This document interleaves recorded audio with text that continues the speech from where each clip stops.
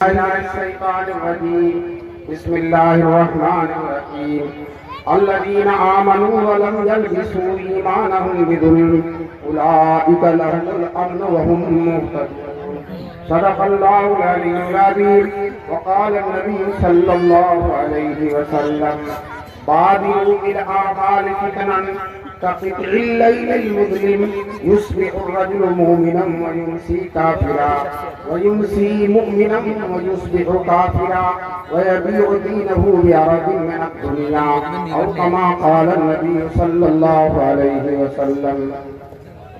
حضرت صدر جلسہ معزز اور محترم علماء کرام، محترم بزرگوں اور دوستوں، نوجوانان ملت، یہ اللہ کا کرم ہے، اللہ کا احسان ہے کہ اللہ تبارک تعالیٰ نے ہم سب کو اپنے اس مدرسہ عثمانیہ درویش کے اس عظیم الشان اجلاس میں شریک ہونے کا موقع نصیب فرمایا.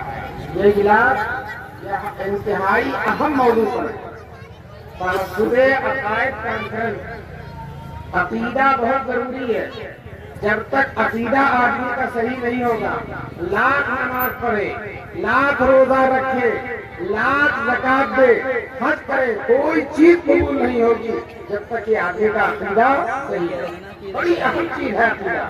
صحابہ کرام رضوان اللہ علیہم اجمعین کی سب سے پہلی کوشش یہ ہوتی تھی ہمارا عقیدہ اللہ اس کے رسول کی مرضی کے مطابق ہو. چنانچہ رسول پاک صلی اللہ علیہ وسلم نے ہم سب کو انہی عقیدوں کو اختیار کرنے کا حکم دیا ہے جو حضور کی صحبت میں بیٹھنے والے صحابہ کرام نے اختیار کیا تھا، جس کو اہل سنت والجماعت کہتے ہیں. کیا کہتے ہیں؟ اہل سنت والجماعت. سنت سے مراد حضور کا طریقہ اور جماعت سے مراد صحابہ کا طریقہ، جس کو ایک حدیث میں حضور نے فرمایا ما انا علیہ واصحابی، جس پر میں ہوں اور جس پر میرے صحابہ ہیں. یہی عقیدہ ہم کو اختیار کرنا. اگر عقیدہ صحیح ہو گیا تو انشاءاللہ ثم انشاءاللہ اعمال بھی صحیح، اور جنت میں جانا بھی آسان، اور اللہ کی رضا پانا بھی آسان، اور رسول پاک صلی اللہ علیہ وسلم کی شفاعت پانا بھی آسان. یاد رکھو، اگر عقیدہ غلط ہے تو حضور صلی اللہ علیہ وسلم کی شفاعت نہیں ملے گی. اگر اعمال میں کمزوری ہے، کچھ کمزوری ہے، نماز میں کچھ کمی، روزے میں کچھ کمی، انشاءاللہ حضور صلی اللہ علیہ وسلم کی شفاعت ملے گی. تو دوستو، سب سے پہلے ضروری ہے کہ ہم اپنے عقیدے کو صحیح کریں. ایمان بےحد ضروری، بہت بڑی دولت. میں نے آیت میں جو آیت پڑھی ہے، آیت میں اللہ تعالیٰ فرماتے ہیں الذین آمنوا، وہ لوگ جو ایمان لائے اللہ پر، ولم یلبسوا ایمانہم بظلم، اور اپنے ایمان میں انہوں نے ظلم نہیں ملایا، کفر نہیں ملایا، شرک نہیں ملائی، بدعت نہیں ملائی. اللہ تعالیٰ فرماتے ہیں اولئک لہم الامن، میدان محشر میں ان کو امن ملے گا، ان کو کامیابی ملے گی، ان کو سکون ملے گا، ان کو جنت ملے گی. وہم مہتدون، اور دنیا میں وہ لوگ ہدایت پانے والے ہوں گے. دیکھو دوستو، ایک دن رسول پاک صلی اللہ علیہ وسلم صحابہ کے ساتھ بہت پہاڑ پر گئے. حضرت ابوبکر بھی ہیں، حضرت عمر بھی ہیں، اور بھی صحابہ ہیں. حضور صلی اللہ علیہ وسلم نے صحابہ سے کہا تمہیں کچھ نظر آ رہا ہے؟ صحابہ نے کہا اللہ کے رسول ہمیں کوئی چیز نظر نہیں آ رہی. حضور نے فرمایا میں دیکھ رہا ہوں تمہارے گھروں پر فتنے ایسے گر رہے ہیں جیسے بارش کے قطرے گر رہے ہیں. دوستو، یہ دنیا جتنا حضور صلی اللہ علیہ وسلم کے زمانے سے دور ہوتی جائے گی، فتنے بڑھتے چلے جائے گی. آج سے پہلے اتنے فتنے نہیں تھے جتنے آج ہیں، اور کل اتنے فتنے ہو جائیں گے جتنے آج نہیں ہیں. دن بدن فتنے بڑھتے جائیں گے. میں نے جو حدیث پڑھی ہے، حدیث میں رسول پاک صلی اللہ علیہ وسلم فرماتے ہیں بادروا بالاعمال فتنا، اے مسلمانوں فتنوں کے آنے سے پہلے اچھائیاں کر لو، نیکیاں کر لو، عبادت کر لو، اپنے اللہ کو راضی کر لو فتنوں کے آنے سے پہلے۔ پھر حضور نے فرمایا قطعی اللیل المظلم، سیاہ راتوں کے فتنے کی طرح فتنے گریں گے، سیاہ راتوں کی طرح، کالے کالے فتنے، خطرناک فتنے، ایمان کو ختم کرنے والے فتنے، ہمارے دل سے ایمان کو نکال دینے والے فتنے۔ چنانچہ فرمایا یصبح الرجل مومنا، آدمی صبح مومن رہے گا، ذرا غور سے سنیے گا، صبح مومن رہے گا اور شام کو کافر ہو جائے گا، صبح مومن رہے گا اور شام کو کافر ہو جائے گا۔ طرح طرح کے گمراہ عقیدے، کوئی قادیانی ہے، کوئی شیعہ ہے، اور کوئی گوہر شاہی ہے، اور اسی طرح سے کوئی پرویز کو ماننے والا ہے، اور اسی طرح سے کوئی طرح طرح کے فتنے۔ یہ فتنے رات دن محنت کر رہے ہیں، ہمارے جوانوں پر محنت کر رہے ہیں، ہماری کالج میں پڑھنے والے بچوں پر محنت کر رہے ہیں، کالج میں پڑھنے والی بچیوں پر محنت کر رہے ہیں، طرح طرح سے محنت کر رہے ہیں، انٹرنیٹ کو استعمال کر رہے ہیں، ذرائع تبلیغ کو استعمال کر رہے ہیں، پیسے کو استعمال کر رہے ہیں، دھوکے بازی کے ذریعے کر رہے ہیں۔ اور رسول پاک صلی اللہ علیہ وسلم صبح آدمی مسلمان ہوگا اور شام کو کافر ہو جائے گا، شام کو سوئے گا تو مسلمان رہے گا اور صبح اٹھے گا تو کافر ہو جائے گا۔ اور فرمایا رسول پاک صلی اللہ علیہ وسلم نے یبیع دینہ بعرض من الدنیا، اپنے دین کو دنیا کے تھوڑے سامان کے بدلے بیچ دے گا۔ تو ان حدیثوں سے پتا چلا، آیتوں سے پتا چلا کہ ہم کو سب سے پہلے ایمان پر محنت کرنا ہے، ایمان پر۔ ایک دن حضور صلی اللہ علیہ وسلم نے صحابہ سے پوچھا سب سے زیادہ مضبوط ایمان کس کا ہے؟ صحابہ سے پوچھا سب سے زیادہ، دیکھو بھائی مائک تو اچھا نہیں ہے، یہ جلسے والے جلسے میں جو مائک لاتے ہیں سب سے خراب مائک لاتے ہیں، یہ جانتے ہیں تو مولوی کچھ کہیں گے نہیں، جو سب سے خراب مائک ہوتا وہی رہا۔ بہرحال رسول پاک صلی اللہ علیہ وسلم نے صحابہ سے پوچھا سب سے زیادہ مضبوط ایمان کس کا؟ صحابہ نے کہا سب سے زیادہ مضبوط ایمان فرشتوں کا ہے۔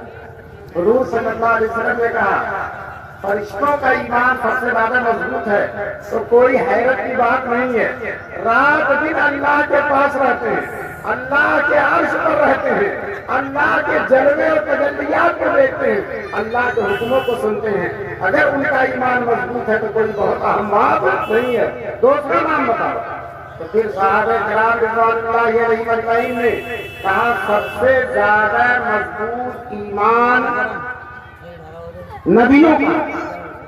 تو رسول پاک صلی اللہ علیہ وسلم نے فرمایا نبیوں پر وحی اترتی ہے، جبریل آتے ہیں، اللہ کا براہ راست کلام ان پر اترتا ہے، ان کا ایمان اگر مضبوط نہیں ہوگا تو کس کا ہوگا؟ اور نام بتلاؤ۔ تو صحابہ کرام نے انکساری نہیں کی اور کہا اللہ کے رسول پھر ہمارا ایمان بہت مضبوط ہے، ہم آپ کے ساتھ جہاد کرتے ہیں، ہم آپ کے ساتھ نماز پڑھتے ہیں، ہم آپ کی مجلس میں بیٹھتے ہیں، آپ کی باتیں براہ راست سنتے ہیں، آپ سے حدیث سنتے ہیں، آپ سے قرآن سنتے ہیں، اور رات دن آپ کی محفل میں بیٹھتے ہیں، مجلس میں بیٹھتے ہیں، ہمارا ایمان ہے۔ تو صحابہ نے کہا تم میرے حضور نے فرمایا تم میرے معجزے دیکھتے ہو، رات دن جبریل کا آنا دیکھتے ہو، فرشتوں کا آنا دیکھتے ہو، قرآن کا اترنا دیکھتے ہو، اس لیے تمہارا ایمان اگر مضبوط ہے تو کوئی حیرت کی بات نہیں ہے۔ پھر حضور نے فرمایا سب سے زیادہ مضبوط ایمان ان لوگوں کا جو تمہارے بعد آئیں گے، میرے بعد آئیں گے، اور انہوں نے مجھے دیکھا نہیں ہوگا۔ دوستو ہم مسلمان ہیں، ہم حضور کے بعد آئے ہیں اور حضور کو دیکھا نہیں ہے، لیکن حضور نے فرمایا میرے بعد آئیں گے اور مجھ کو دیکھا بھی نہیں ہے، لیکن مجھ پر اتنا ایمان لائیں گے، اتنا ایمان لائیں گے کہ اپنے جان اور مال کو میری محبت میں قربان کر دیں گے۔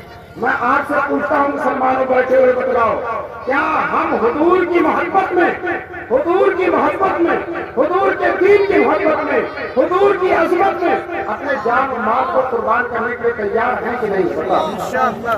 تیار ہیں۔ تو حضور نے ہماری تعریف کی، ہمارے ایمان کی تعریف کی ہے کہ ہم نے حضور کو نہیں دیکھا لیکن حضور کے دین کو سینے سے لگائے ہوئے ہیں، حضور کی محبت کو سینے سے لگائے ہوئے ہیں، اور ہم کہتے ہیں جو جان مانگو تو جان دے دے، جو مال مانگو تو مال دے دے، مگر یہ ہم سے نہ ہو سکے گا نبی کا جاہو جلال دے۔ دوستو آج ہم کتنے بھی گنہگار ہیں، مجرم ہیں، اور جو ہے ہر طرح سے اللہ سے دور ہیں، اس کے باوجود ہمارے سینے میں رسول پاک صلی اللہ علیہ وسلم کی محبت۔ ایک مسلمان داڑھی نہیں رکھتا، نماز بھی نہیں پڑھتا، روزہ بھی نہیں رکھتا ہے، اور بھی غلطیاں کرتا ہے، لیکن جب حضور کی محبت کا معاملہ آ جائے گا تو اپنی ساری چیز حضور کی محبت میں قربان کر دے گا، گھر قربان کر دے گا، مال قربان کر دے گا۔ ایک دن حضور صلی اللہ علیہ وسلم نے حضرت عمر سے پوچھا، اے عمر بتاؤ، حضرت عمر سے کہا دیکھو سنو، تم میں سب سے مومن کامل نہیں ہو سکتا، پکا مسلمان نہیں ہو سکتا، اعلیٰ درجے کا مسلمان نہیں ہو سکتا جب تک کہ میں اس کے والد سے، اس کے اولاد سے اور تمام لوگوں سے اس کے مال اور جان سے زیادہ عزیز نہ ہو جاؤں، تب تک آدمی مسلمان صحیح معنوں میں کامل مسلمان نہیں ہو سکتا۔ تو حضرت عمر نے کہا اللہ کے رسول مجھے آپ ہر چیز سے زیادہ محبوب ہیں، میرے بیٹے سے بھی، میرے باپ سے بھی، میرے مال دولت سے، لیکن میری جان سے زیادہ آپ محبوب نہیں ہیں۔ جو دل میں بات صحیح بتا دیا۔ حضور نے کہا عمر ابھی تم کامل مسلمان نہیں ہو سکتے، مکمل مسلمان۔ ابھی یہ کہی رہے تھے کہ واقعتاً حضرت عمر کی دل کی دنیا بدل گئی اور حضور کی محبت سب سے زیادہ ہو گئی اسی وقت اسی مجلس میں۔ چنانچہ حضور سے کہتے ہیں اے اللہ کے رسول اب میری جان سے بھی زیادہ آپ محبوب ہو گئے۔ تو حضور نے فرمایا اے عمر اب تمہارا ایمان مکمل ہو گیا۔ اللہ تبارک تعالیٰ ہم سب کو مکمل ایمان کی توفیق نصیب فرمائے، بہترین ایمان، مضبوط ایمان، ایسا ایمان کہ اللہ کے علاوہ کسی سے ڈرنا، اللہ کے علاوہ کسی کی بڑائی نہ ہو، اللہ کے علاوہ کسی کی عظمت نہ ہو۔ اگر ساری دنیا ہمارے مخالف ہو جائے لیکن ہمیں اللہ پر ایسا یقین ہے کہ اگر اللہ ہمارے ساتھ ہے تو کوئی ہمارا کچھ نہیں کر سکتا۔ کسی نے کہا ہے کیا ڈر ہے اگر سارا زمانہ ہو مخالف، کیا ڈر ہے اگر سارا زمانہ ہو مخالف، کافی ہے اگر یہ خدا میرے لیے۔ ہمارے دارالعلوم دیوبند میں بہت بڑے محدث ہیں حضرت مولانا نعمت اللہ صاحب، اللہ تبارک تعالیٰ ان کی عمر میں برکت نصیب فرمائے، 90-95 سال کی عمر ہے۔ آج بھی مسجد میں جاتے ہیں، نماز مسجد کے اندر پڑھتے ہیں، سبق بھی پڑھاتے ہیں، پیدل چلتے ہیں، 95 سال کی عمر ہے۔ مولانا فرمایا کرتے تھے آج مسلمانوں کو فتنوں کے بارے میں بتانا چاہیے، جلسوں میں فتنے جو آ رہے ہیں ان کے بارے میں بتانا چاہیے تاکہ لوگ فتنوں سے بچیں۔ میں آپ کو بتا دینا چاہتا ہوں پوری دنیا میں سب سے بڑا فتنہ دجال کا فتنہ، سب سے بڑا فتنہ کس کا فتنہ؟ دجال۔ حضور نے ایک حدیث میں فرمایا یہ جب سے دنیا شروع ہوئی ہے اور جب تک دنیا ختم ہوگی دجال سے بڑھ کر کوئی فتنہ نہیں آئے۔ یہ دجال ہے کیا؟ یہ کوئی یہودی ہے جس کو اللہ تعالیٰ نے شعبے رکھے ہیں، وہ اپنے ساتھ جنت لے کر چلے گا اور جہنم لے کر چلے گا۔ اللہ نے اس کو قوت دی ہماری آزمائش کے لیے، چنانچہ وہ جب نکلے گا 40 دن تک دنیا میں رہے گا، 40 دن تک، اور ہر ایک کے پاس جائے گا۔ آپ کے اس گاؤں درویش پور میں بھی آئے گا، ہر جگہ پہنچے گا، اور صرف مکہ اور مدینہ میں نہیں جائے گا بلکہ ہر جگہ جائے گا۔ اپنے ساتھ جنت رکھتا ہے، جہنم رکھتا ہے، اور لوگوں کو کہے گا لوگوں اس پر ایمان لاؤ، مجھ کو خدا مانو، اس پر ایمان لاؤ۔ جو کچے ایمان کے لوگ ہوں گے وہ سب کے سب اس پر ایمان لے آئیں گے، اور جو اس پر ایمان لے آئے گا اس کو وہ اپنی جنت میں داخل کر دے گا۔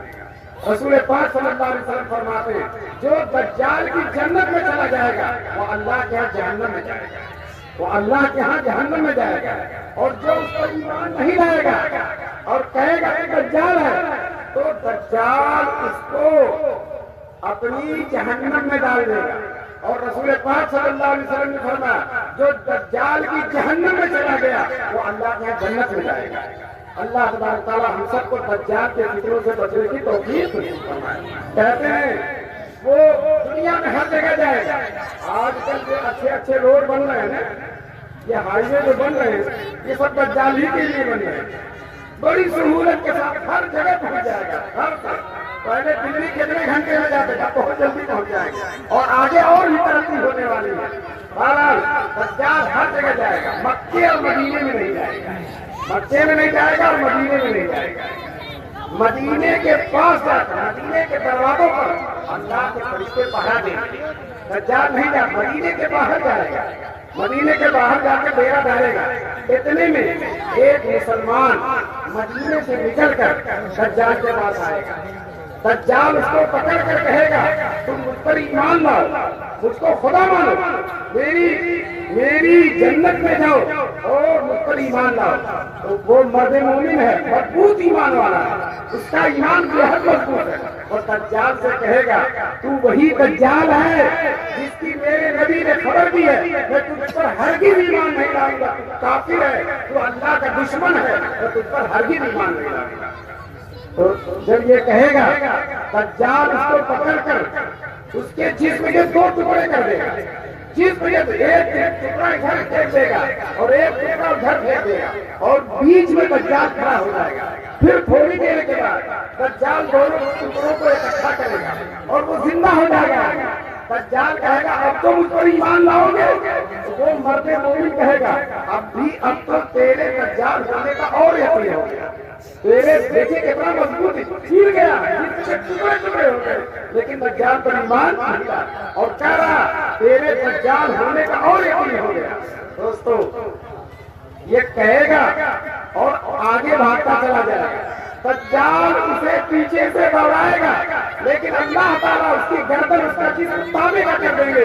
دجال سے قتل کرنا چاہے گا تو قتل نہیں کرے گا، اور وہ کہے گا اے لوگوں سن لو، اے لوگوں سن لو، میرے بعد یہ دجال کسی کو گمراہ نہیں کر سکے گا، کسی کو گمراہ نہیں کر سکے گا۔ دوستو یہ دجال جاتا جاتا جاتا دمشق پہنچ جائے گا، اور دمشق کی جو جامع مسجد ہے اس کے دروازے پر جا کر کھڑا ہو جائے گا، اور وہاں حضرت مہدی جو حضور کی خاندان کے ہیں اور جو آخری زمانے میں آئیں گے وہ آ چکے ہوں گے، اور مسجد کے اندر نماز تیار ہوگی، اور حضرت مہدی مصلے پر جا چکے ہوں گے، اور ابھی تکبیر کہنے والے ہوں گے، تب تک دیکھیں گے آسمان سے کوئی نورانی چیز اتر رہی ہے، دھیرے دھیرے نورانی چیز آسمان سے اتر رہی ہے۔ دوستو وہ رک جائیں گے اور اترنے کا انتظار کریں گے، تو فرشتوں کے پروں پر ہاتھ رکھ کے حضرت عیسیٰ آسمان سے تشریف لائیں گے۔ حضرت عیسیٰ کا آسمان سے آنا یہ اہل سنت والجماعت کا عقیدہ ہے۔ اگر کوئی مسلمان حضرت عیسیٰ کے آنے کا انکار کر دے گا اور آنے پر ایمان نہیں لائے گا وہ کافر ہو جائے گا، اس لیے کہ قرآن میں بھی تذکرہ ہے اور حدیثوں میں بھی تذکرہ ہے۔ دوستو کس شان کے ساتھ آئیں گے، دو فرشتوں کے پروں پر ہاتھ رکھ کے دھیرے دھیرے مینارے پر آ جائیں گے، مسجد دمشق کے مینارے پر، اور اتنے حسین ہوں گے، اتنے حسین ہوں گے، جب ایسے جھکیں گے تو موتی کے ٹکڑے جیسے گر رہے ہیں، جب ایسے سر اٹھائیں گے تو پورے ماحول پر ایک دم چمک آئی، بہت حسین ہو جائیں گے۔ وہ آئیں گے، مسلمان سیڑھی لگا کر ان کو مینارے سے اتاریں گے، اور پھر سب لگی ہوئی ہے، مہدی مسلے پر جا چکے ہیں، حضرت مہدی پیچھے ہٹیں گے تاکہ حضرت عیسیٰ نماز پڑھائیں، اس لیے کہ عیسیٰ نبی ہے اور مہدی امتی ہے، تو مہدی پیچھے ہٹ جائیں گے، اس لیے کہ جو بڑا ہے وہ امامت کرے۔ عیسیٰ علیہ السلام حضرت مہدی سے کہیں گے یہ نماز آپ ہی پڑھائیے، اس امت کے احترام میں بتائیے ایک نبی ہمارے نبی کے امتی کے پیچھے نماز پڑھے گا۔ جب نماز پوری ہو جائے گی تو عیسیٰ علیہ السلام آئیں گے اسے دجال کا مقابلہ کرنے کے لیے، اسی دجال کو ختم کرنے کے لیے۔ چنانچہ نماز پڑھ کر فارغ ہوں گے اور مسجد کے باہر دجال کھڑا ہوگا، عیسیٰ علیہ السلام مہدی کے ساتھ اور تمام مسلمانوں کے لشکر کے ساتھ باہر نکلیں گے۔ جب دجال کو معلوم ہو جائے گا عیسیٰ علیہ السلام آ گئے تو اتنا ڈرے گا کہ وہاں سے بھاگ جائے گا، وہ آگے بھاگتا رہے گا اور عیسیٰ علیہ السلام پیچھے سے اس کو دوڑاتے رہیں گے، دوڑاتے دمشق سے لے کر اسرائیل تک چلے جائیں گے۔ آج جہاں اسرائیل ہے، چنانچہ دجال کا سب سے بڑا گڑھ اور مرکز اسرائیل، وہیں وہ بھاگ جائے گا۔ حضرت عیسیٰ علیہ السلام اس کے پیچھے پیچھے اسرائیل کے شہر لد میں اس کو پکڑ لیں گے، اور جب پکڑ لیں گے دجال عیسیٰ علیہ السلام کے سامنے آئے گا تو ایسا ڈرے گا، ایسا ڈرے گا۔ حدیث میں رسول پاک صلی اللہ علیہ وسلم فرماتے ہیں عیسیٰ علیہ السلام کو دیکھ کر دجال ایسا گھلتا جائے گا، ایسا گھلتا جائے گا جیسے نمک پانی میں گھلتا ہے۔ اگر حضرت عیسیٰ علیہ السلام اسے چھوڑ دیں تو یوں ہی گھل گھل کے ختم ہو جائے گا، لیکن عیسیٰ علیہ السلام اس کے قتل کی شہادت حاصل کریں گے اور اپنے نیزے سے، اپنی تلوار سے حضرت عیسیٰ علیہ السلام دجال کو قتل کر دیں گے۔ میں آپ سے بتانا چاہتا ہوں یہ قتل ہو گیا، اب اس کے بعد کوئی فتنہ نہیں آئے گا، اب پوری دنیا میں اسلام کی حکومت ہوگی، مسلمانوں کی حکومت ہوگی۔ حضرت عیسیٰ علیہ السلام اور حضرت مہدی یہ مل کر پوری دنیا کو اسلام کے دامن میں داخل کر دیں گے۔ نہ کوئی کفر ہوگا، نہ کوئی شرک ہوگا، نہ کوئی بدعت ہوگا، نہ کوئی فتنہ ہوگا۔ اس میں سب سے بڑا فتنہ یہ دجال ہے، اس کو عیسیٰ علیہ السلام ختم کر دیں گے۔ دوستو میں نے تشکیل اس لیے بتلائی، اب مسلمانوں بتلاؤ اگر دجال تمہارے پاس آیا جیسا کہ ہمارے حضور نے فرمایا ہے تو اب دجال پر ایمان لاؤ گے یا اس کا انکار کرو گے؟ بولو، اس کا انکار کریں گے اور ہم کہہ دیں گے تو وہی دجال ہے جس کی ہمارے حضور صلی اللہ علیہ وسلم نے خبر دی ہے۔ دوستو دجال سے پہلے چھوٹے چھوٹے دجال کو ہوتا ہے، چھوٹے چھوٹے دجال، جیسے کوئی بہت بڑا آتا ہے تو چھوٹے چھوٹے ملازم آتے ہیں اس سے پہلے فتح ہموار کرنے کے لیے، تو دجال سے پہلے طرح طرح کی فکریں آئیں گے۔ دجال سے پہلے سورج جو مشرق سے نکلتا ہے مغرب سے نکلے گا، مشرق سے جو نکلتا ہے مغرب سے نکلے گا۔ دوستو حضور صلی اللہ علیہ وسلم نے ایک دن صحابہ سے پوچھا تمہیں معلوم ہے یہ سورج کہاں جاتا ہے؟ صحابہ نے کہا کیا جانے اور اللہ کے رسول جانے، ہمیں نہیں معلوم۔ حضور نے کہا جب یہ ڈوبتا ہے تو اللہ کو سجدہ کرتا ہے اور سجدہ کر کے اللہ سے مشرق سے نکلنے کی اجازت مانگتا ہے، لیکن قیامت کے قریب جب وہ سجدہ کرے گا تو سجدہ قبول نہیں ہوگا اور اس کو مشرق سے نکلنے کی اجازت نہیں ملے گی، تو مغرب سے جہاں سے ڈوبا تھا وہیں سے نکلے گا۔ یہ سورج کا مغرب سے نکلنا ہے۔ دوستو حفاظت فرمایا اللہ تعالیٰ جس دن سورج مغرب سے نکلے گا تو فرمایا اللہ نے قرآن کریم میں کہ اب آج کی تاریخ سے جو کوئی مومن نہیں ہے اس کا ایمان قبول نہیں۔ اب اگر مومن نہیں تھا اب ایمان لا رہا تو ایمان قبول نہیں ہوگا۔ اب گنہگار تھا، شرابی تھا، زانی تھا، چور تھا، جھوٹ بولتا تھا، دغا دیتا تھا، حرام کھاتا تھا، اب توبہ کرنا چاہتا اس کی توبہ قبول نہیں ہوگی۔ اس لیے مسلمانوں سورج کے مغرب کے نکلنے سے پہلے اپنے اعمال سے توبہ کریں۔ اللہ تعالیٰ ہم سب کو پہلی فرصت میں گناہوں سے توبہ کرنے کی توفیق فرمائے۔ یہ ہمارے قاری عاصم صاحب اللہ تبارک تعالیٰ ان کو جزائے خیر دے، انہوں نے یہ کہا کہ میں ایک نئے عنوان سے کانفرنس کرنا چاہتا ہوں، تحفظ عقائد، ایسی چیزیں بتا دی جائیں جس سے مسلمانوں کے عقیدے محفوظ ہو جائیں۔ تو انشاءاللہ یہ چند باتیں جو آپ کے سامنے رکھی گئی ہیں اگر ان پر آپ عمل کریں گے، دھیان دیں گے، انشاءاللہ اللہ تعالیٰ آپ کے عقیدے کو مضبوط کرے گا۔ اور عقیدہ اگر مضبوط ہے تو دوستو اگر اعمال میں کچھ کوتاہی ہے، کچھ کمی و بیشی ہے تو انشاءاللہ اللہ تعالیٰ معاف کر دے گا۔ حضور سفارش فرما دیں گے، میدان محشر میں اللہ تعالیٰ کے لطف و کرم کی بارش ہو جائے گی، لیکن اگر عقیدہ اچھا نہیں ہے تو پھر آدمی جنت میں نہیں جائے گا۔ حدیث میں رسول پاک صلی اللہ علیہ وسلم فرماتے ہیں، صحیح فکری کی حدیث ہے کہ گنہگار سے گنہگار آدمی اگر جہنم میں بھی چلا گیا بہت گنہگار ہے لیکن ایمان اس کے اندر ہے، عقیدہ اس کا صحیح ہے، تو کبھی نہ کبھی جہنم سے نکال کر اللہ سے جنت میں داخل کریں گے۔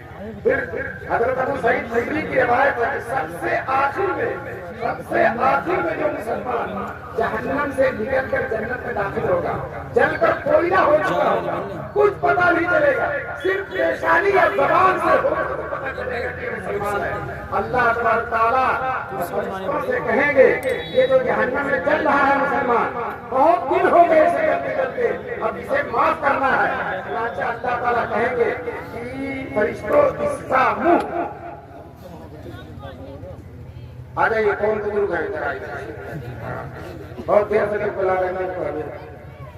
بہرحال اللہ تبارک تعالیٰ فرشتوں سے کہیں گے یہ جہنمی جو مسلمان ہے بہت گنہگار جہنم میں جائے، اب میں اس کو معاف کرتا ہوں، لیکن ابھی پورے طور پر جہنم سے نہیں نکالوں گا، اس کا منہ جنت کی طرف ہے، چنانچہ ہے جہنم میں اور چہرہ جنت کی طرف، سامنے جنت نظر آ رہی ہے، اتنی حسین جنت پورے نظر آ رہی ہے، محلات نظر آ رہے ہیں، دودھ اور شہد کی نہریں نظر آ رہی ہے، اس کا دل بیدار ہو جائے گا، اس کے منہ میں پانی آ جائے گا، وہ کہے گا بارے آپ نے میرا منہ جنت کی طرف کر دیا، مجھے جہنم کے دروازے پر کر دیا، اس جہنم کی گرمی مجھے بہت پریشان کری، دروازے پر کر دیجیے، وہیں سے جنت کو دیکھوں گا۔ اللہ تعالیٰ کہیں گے بندے اس کے بعد تو کچھ نہیں مانگے گا تو کہے گا بارے اس کے بعد کچھ نہیں مانگے گا، چنانچہ فرشتوں سے کہیں گے اس کو نکال کر جہنم کے دروازے پر کر دو۔ اب جب جہنم کے دروازے پر پہنچ جائے گا تو اللہ تعالیٰ سے کہے گا بارے یہ جہنم کی لپٹیں آ رہی ہیں، آگ کی گرمی آ رہی ہے، شعلے آ رہے ہیں، دھواں آ رہا، سونپ اور بچھو کی آوازیں آ رہی ہیں، بارے مجھے جہنم سے باہر کر۔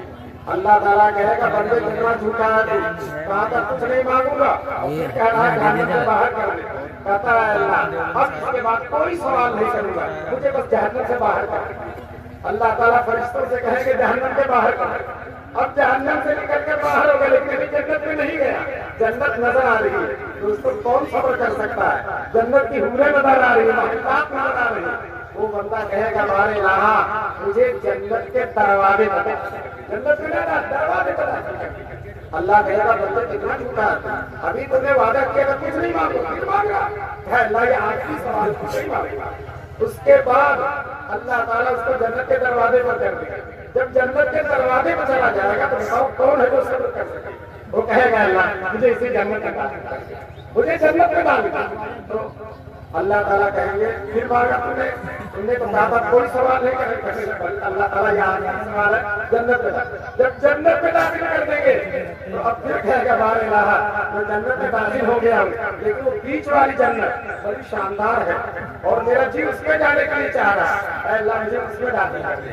اللہ کہے گا بندے تو کتنا جھوٹا، کہتا تھا کچھ نہیں مانگوں گا پھر مانگ رہا، کہا اللہ میرا آخری سوال ہے، تو اللہ تعالیٰ پر دیکھیے ایک سب سے گنہگار ہے لیکن اللہ اس سے کے ساتھ کتنا پیار کا معاملہ ہے، ایسا دھیرے دھیرے اللہ اس کو جنت میں داخل کر رہے ہیں، جیسے آپ بچے کو تھوڑا تھوڑا دے کر کچھ کرتے ہیں، اللہ تعالیٰ فرشتوں سے کہیں گے اس کو جنت کے بیچ میں ڈال دیں، جب بیچوں بیچ جنت میں چلا جائے گا او مزے جنت کے مزے، اب اللہ تعالیٰ کہیں گے میرے بندے یہ جو میں نے تم کو جنت دیا ہے اب تو جتنا چاہے جو چاہتا سوچ لے اس سے زیادہ تم کو دے دوں گا، تو اب وہ بندہ بھی ناز پر آ جاتا اور کہتا اللہ تعالیٰ آپ اللہ ہوتے ہوئے مجھ سے مذاق کر رہے ہیں، آپ اللہ ہوتے ہوئے مجھ سے مذاق کر رہے ہیں۔ یہ حدیث سنا کر حضرت ابو سعید خدری ہنسنے لگے، اپنے ساتھیوں سے پوچھا تمہیں معلوم ہے میں کیوں ہنس رہا ہوں؟ تو ان کے ساتھیوں نے کہا نہیں معلوم، جب وہ بندہ یہ کہے گا آپ اللہ ہو کر مجھ سے مذاق کر رہے ہیں تو اللہ تعالیٰ ہنسنے لگے، جب اللہ ہنسیں گے تو اس حدیث کو بیان کرتے ہوئے رسول اللہ بھی ہنسے اور اس بیان کو حدیث کو بیان کرتے ہوئے ابو سعید خدری بھی ہنسے اور آج ماشاءاللہ اس حدیث کو سن کر ہم بھی ہنسے۔ اللہ تبارک تعالیٰ دیکھا بندوں کے ساتھ کتنا لطف و کرم کا، لیکن یہ سارا لطف سارا ایسا اس وقت ہوگا کہ بندے کا اگر ایمان ہے، ایمان اگر ایمان نہیں ہے، اگر ایمان نہیں ہے، اگر عقیدہ صحیح نہیں ہے تو پھر وہ جنت میں کبھی نہیں جا سکتا۔ اللہ تعالیٰ ہم سب کو اپنے عقیدوں کو صحیح کرے گا۔ دیکھیے ابو طالب جو حضور کے چچا ہیں کتنی خدمت کیا ہوئی، رات دن خدمت کرتے تھے، رات دن خدمت، حضور کے لیے بائیکاٹ برداشت کر دیا اور 3 سال تک شیخ ابی طالب حضور کے ساتھ رہے، گھاس کھا کر رہے ابو طالب، مشرکین کے سردار تھے، وہ چاہتے تو وہ عزت کے ساتھ رہتے لیکن حضور کی محبت میں، اس کے باوجود جب مرنے لگے تو حضور صلی اللہ علیہ وسلم سے کہا چچا آپ دنیا سے جا رہے ہیں، میں آ کر بھتیجا ہوں، نبی ہوں، رحمت للعالمین ہوں، میدان محشر میں سفارش کرنے والا ہوں، لیکن آپ کی سفارش نہیں کر سکتا جب تک کہ آپ کا خاتمہ ایمان پر ہو۔ تو چچا کلمہ پڑھی، اشہد ان لا الہ الا اللہ و اشہد ان محمد رسول اللہ، تاکہ میں آپ کی میدان محشر میں سفارش کر سکوں۔ ورنہ اس کے بغیر میرا کوئی بس نہیں چلے گا۔ تو ابو طالب کہتے ہیں بھتیجے دیکھو تیرا دین صحیح ہے، لیکن اگر میں مرتے وقت کلمہ پڑھ لیا تو قریش کی بڑی بڑھیاں کہیں گی ابو طالب مرتے وقت جہنم سے ڈر کر کلمہ پڑھ لیا، مجھے بزدل کہیں گے، اس لیے میں کلمہ نہیں پڑھوں گا۔ دوستوں انہوں نے کلمہ نہیں پڑھا، حضور کی خدمت کی ہے، حضور کی محبت کی ہے، حضور کی محبت میں ہر طرح سے قربانی دی ہے، اور حضور بھی ان سے محبت کرتے ہیں، وہ بھی حضور سے، لیکن حضور ان کے لیے سفارش نہیں کر سکتے، بس ہی نہیں کر سکتا اور جنت میں جا ہی نہیں سکتے۔ مسلمانوں ہم لوگ اپنے آپ کو اس لائق رکھیں کہ میدان معاشر میں ہمارے حضور ہماری سفارش کر سکیں۔ گناہگار تو ہر ایک ہوتا ہے، لیکن عقیدہ صحیح ہونا چاہیے۔ اللہ پر ایمان، آخرت پر ایمان اور فرشتوں پر ایمان، اچھی بری تقدیر پر ایمان۔ ہمارے سلسلے میں جو کچھ بھی ہوتا ہم بیمار پڑ گئے، یاد رکھو دنیا کے سارے ڈاکٹر مل کر ہمیں شفا دینا چاہ نہیں دے سکتے جب تک یہ اللہ کی مرضی یا اللہ کا فیصلہ۔ اگر ہم کو اللہ تعالیٰ عزت دینا چاہیں گے، دنیا کے سارے لوگ مل کر ذلیل کرنا چاہیں، ہم ذلیل نہیں ہو سکتے، اور اگر اللہ ہمیں ذلیل کرنا چاہیں گے، دنیا کی ساری طاقت مل کر ہم کو عزت دینا چاہے، عزت نہیں دے سکتی۔ سب کچھ اللہ کے ہاتھ میں، جو کچھ کرتا ہے اللہ کرتا ہے۔ دوستو اگر یہ بات ہمارے دل کے اندر بیٹھ جائے تو ہمیں دوسروں کا خوف بھی ختم ہو جائے، دوسروں کا ڈر بھی ختم ہو جائے۔ ایک دن حضور صلی اللہ علیہ وسلم جہاد سے لوٹ رہے تھے، ایک درخت کے نیچے سوئے تھے، گرمی کا دن تھا، ایک مشرک آیا، حضور کی تلوار ساتھ سے لٹکی ہوئی تھی، تلوار اٹھا کر حضور کے اوپر تان دیتا ہے، حضور سوئے ہوئے، حضور کو جگا کر کہتا اے محمد تم کو کون بچائے گا؟ تیری تلوار میرے ہاتھ میں اور تو سویا ہوا ہے، میں ابھی تلوار چلا کر آپ کو قتل کر سکتا ہوں، کون بچائے گا؟ حضور اطمینان سے کہتے ہیں اللہ بچائے گا، حضور اطمینان سے کہتے ہیں اللہ بچائے گا، اللہ پر اتنا یقین ہے۔ جب اللہ بچائے گا کہا تو تلوار اس کے ہاتھ سے چھوٹ کر گر گئی اور وہ کانپنے لگا۔ حضور نے صحابہ کو بلایا، سب لوگ آئے، کہا دیکھو اس نے میرے سر پر تلوار تان دی اور قتل کرنے کے لیے آگے سے آ گیا تھا اور کہہ رہا تھا کون بچائے گا؟ میں نے کہا اللہ بچائے گا، اللہ پر یقین ہونا چاہیے۔ دوستو ہم سب کو اللہ تعالیٰ اپنی ذات سے مکمل یقین رکھنے کی توفیق دے اور اللہ سے محبت، رسول پاک سے محبت۔ حضور کے 1,24,000 صحابی ہیں، ہر صحابی بہت سے لوگ صحابہ کو تنقید کرتے ہیں، کوئی فیشن بنا لیا، کوئی حضرت معاویہ کو تنقید کر رہا ہے، کوئی حضرت ابو سفیان کو تنقید کر رہا ہے۔ یاد رکھو وہ تنقید کرنے والا حضرت معاویہ حضرت ابو سفیان کے پیروں کی دھول بھی نہیں ہو سکتا، پیروں کی دھول بھی نہیں ہو سکتا۔ حضرت معاویہ کے بارے میں حضرت عبداللہ ابن مبارک سے کسی نے سوال کیا تھا کہ حضرت معاویہ بہتر ہے یا عمر ابن عبدالعزیز؟ عمر ابن عبدالعزیز بڑے عادل ہیں، بہت اونچے بادشاہ ہیں۔ پوچھا تھا کہ عمر ابن عبدالعزیز کا درجہ رہا یا حضرت معاویہ کا؟ تو عبداللہ ابن مبارک نے کہا حضرت معاویہ نے حضور کے ساتھ جو جہاد کیا اور جہاد میں جو گھوڑا استعمال کیا، اس گھوڑے کی ناک میں جو دھول آ گئی ہے وہ دھول بھی عمر ابن عبدالعزیز سے بہتر ہے۔ کیوں؟ عمر ابن عبدالعزیز لاکھ عادل صحیح، لاکھ بہتر صحیح، لیکن وہ ہاتھ کہاں سے لائیں گے جس نے حضور سے مصافحہ کیا؟ وہ سینہ کہاں سے لائیں گے جس نے حضور سے معاہدہ کیا؟ وہ آنکھیں کہاں سے لائیں گے جس نے رات دن حضور کے چہرے انور کو دیکھا ہے؟ دوستو صحابہ کی شان ہی الگ ہے۔ کبھی بھی کوئی مسلمان اگر صحابہ کو تنقید کرتا ہے دوستو اس کا ایمان خطرے میں رہے گا، اس لیے کبھی بھی ہم کو صحابہ کو تنقید نہیں کرنی ہے۔ اسی طرح سے چاروں امام، یہ چاروں امام جو دین کے پیشوا ہیں، امام مالک، امام شافعی، امام احمد بن حنبل اور امام ابو حنیفہ، یہ سب لوگ قرآن و حدیث سے مسئلے نکالتے ہیں، قرآن و حدیث کی باتیں بتاتے ہیں۔ اگر کوئی ان پر تنقید کرتا ہے تو قرآن و حدیث پر تنقید کرتا ہے۔ اس لیے ہم سب کو چاروں اماموں میں سے کسی امام پر تنقید نہیں کرتے۔ یہ مختصر اہل سنت والجماعت کا عقیدہ، فرشتوں پر ایمان لانا۔ آج کل جو ہے کچھ لوگ ایسے ہیں کہتے ہیں فرشتے ہیں ہی نہیں، فرشتے ہیں ہی نہیں۔ اگر فرشتے ہیں ہی نہیں تو آسمان پر کھانے کون ہے اور اللہ کا پیغام کون لاتا ہے اور قرآن کون لایا تھا؟ جبریل۔ غار حرا میں جب حضور بیٹھے تھے تو کون ہی طرح بسم ربک الذی خلق لایا تھا؟ جبریل تو جبریل ہی لائے تھے۔ یہ فرشتوں پر بھی ایمان ہے، اللہ کے رسولوں پر بھی ایمان ہے، اچھی اور بری تقدیر پر بھی ایمان ہے۔ ہم بیمار ہو گئے، اللہ کا فیصلہ یہی تھا۔ ہم مر گئے، اللہ کا فیصلہ ہی یہی تھا۔ کسی کا ایکسیڈنٹ ہو گیا، اللہ کا فیصلہ یہی تھا۔ اللہ کی مرضی، اللہ نے روزے عدل میں عطا کر دیا تھا۔ اس لیے اللہ کے فیصلوں کا علم ہونا چاہیے۔ اب میں بات کو ختم کرتا ہوں، جلسہ بہت بڑا ہے، اللہ تعالیٰ ان کو خیر دے۔ اتنا بڑا میں تو سوچ رہا تھا چھوٹا سا جلسہ ہوگا، بس میں تقریر کر کے اپنا چلا جاؤں، لیکن جلسہ بڑا ہونے کی وجہ سے مجھے تقریر بھی بڑی کرنی پڑی۔ بہرحال جو کچھ میں نے کہا اللہ سے قبول فرمائے۔ آخر میں ایک بات کہتا ہوں، ہمارے حضور صلی اللہ علیہ وسلم اپنے وطن سے بہت محبت کرتے تھے۔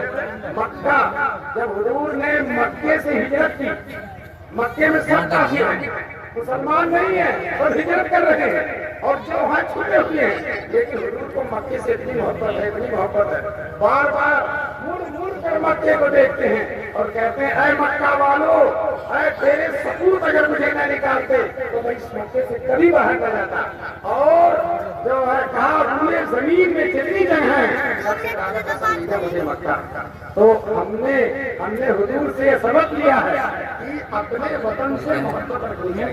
کیا سبق لیا؟ اپنے وطن سے محبت رکھنا۔ آج کل ہمارے کچھ نوجوان جو ہے بہکاوے میں آتے ہیں اور انٹرنیٹ پر اس طرح کی باتیں کرتے ہیں جس سے وطن کے خلاف۔ دیکھیے دوستو، ایک وطن ہے اور دوسرے کچھ اور لوگ ہیں۔ وہ لوگ برے ہیں، برے ہو سکتے ہیں، لیکن وطن برا نہیں ہو سکتا۔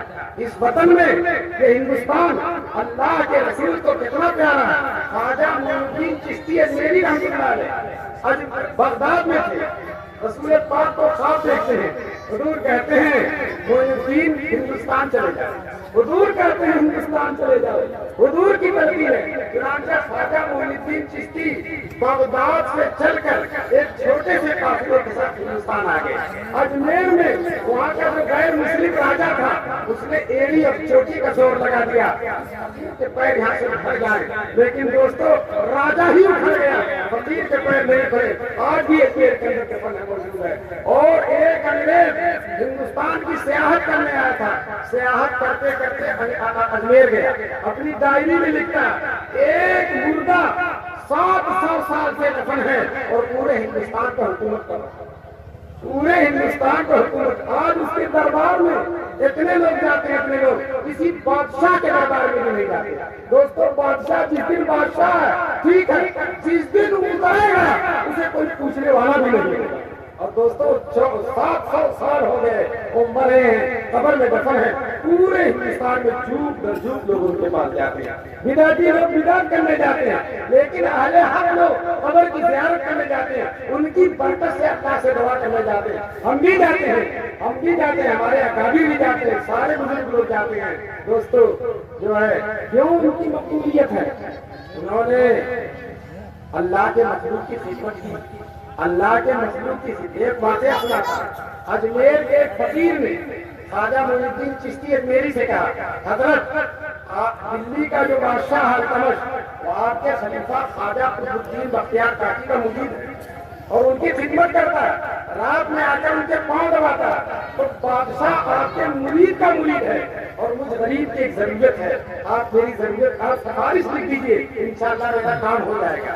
خواجہ معین الدین چشتی اجمیری کہتے ہیں اے غریب، اگر میری سفارش سے میرا کام چلنے والا تو میں اجمیر سے دلی پیدل چل کر دیں گے۔ دیکھیے غریب کے کام کے لیے اجمیر سے دلی جا رہے، چنانچہ نکل پڑے۔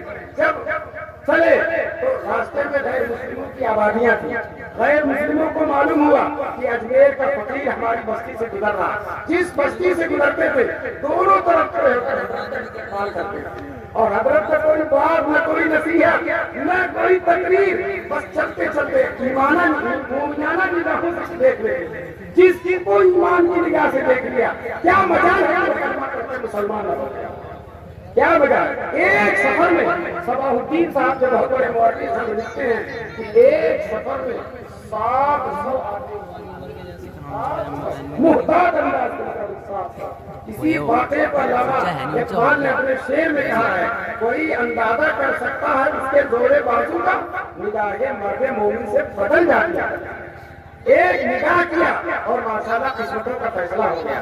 اب آئیے دلی پہنچتے ہیں، سب سے پہلے اپنے خلیفہ کے یہاں پہنچتے ہیں خواجہ فخرالدین بختیار کاکی، اور جا کر سلام کرتے ہیں۔ وہ ہکا بکا رہ گئے کہ پیر صاحب میرے پیر و مرشد اچانک کیسے آ گیا، حضرت کیسے تشریف لائے، اچانک کس طرح سے آئے؟ تو انہوں نے کہا ایک غریب کی سفارش کرنے کے لیے مجھے بادشاہ کے دربار میں آیا۔ اب صورتحال یہ ہے، وہ خلیفہ صاحب خواجہ فخرالدین التمس سال سے بتا رہا تھا کہ ایک دن میرے دربار میں آ جائیں، میرے دربار کی سب کو چار چاند لگ جائیں گے۔ خواجہ کبھی نہیں گئے اور وہ خود ہفتے میں 2 دن رات میں آ کر بادشاہ حضرت کے پہنچ آتا ہے۔